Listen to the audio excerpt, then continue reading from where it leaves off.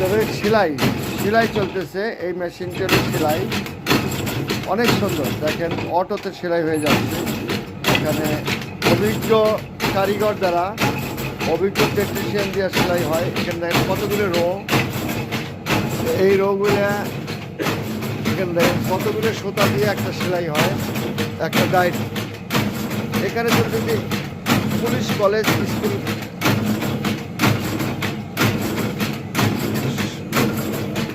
Shahid police